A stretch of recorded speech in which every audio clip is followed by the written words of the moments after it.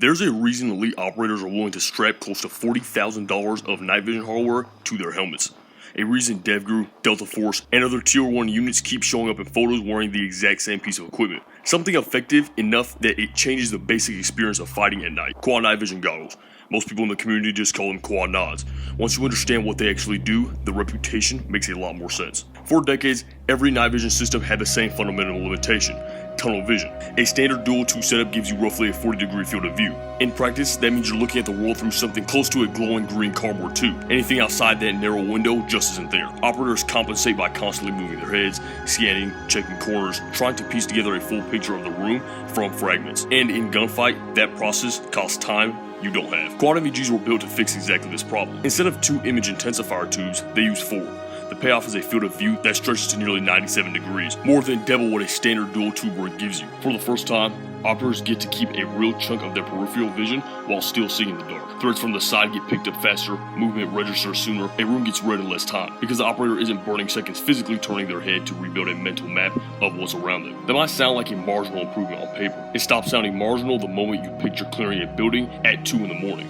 Every doorway is a potential ambush. Every hallway could be hiding something. Every second spent figuring out what's in the room is a second of exposure. With standard night vision, you're sweeping your head constantly just to stay aware. With quads, a lot of that awareness is just already there, which means less time searching, less time exposed, and more time actually making decisions. That's a big part of why panoramic night vision earned a reputation as particularly valuable in close quarters environments, where threats can appear from multiple directions almost instantly. Which brings up the most well-known example of quads in actual use, Operation Neptune Spear, the raid that killed Osama bin Laden. Multiple accounts of the mission described DEVGRU SEAL Team 6 using GPNVG-18 panoramic night vision systems during the assault. One of the most consequential special operations missions in modern history, executed entirely in darkness, and operators going in chose panoramic vision over the standard dual tube setup most of the force was still using at the time. There's also the speed factor.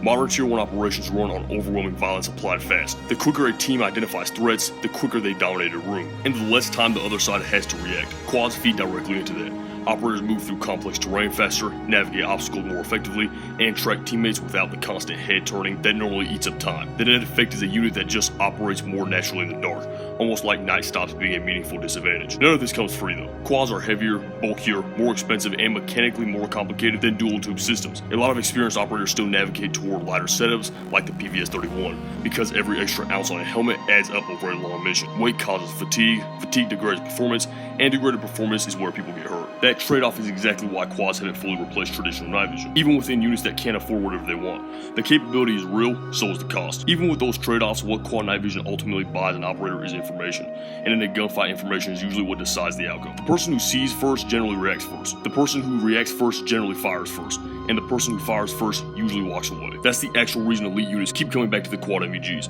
Not the price tag, not the way they look strapped on a helmet, but the fact that they hand an operator a clearer read on the battlefield than whoever's on the other side of the doorway. In combat, that gap is often the entire fight. Ensure you subscribe to Reach Defense Media for more military technology videos like this.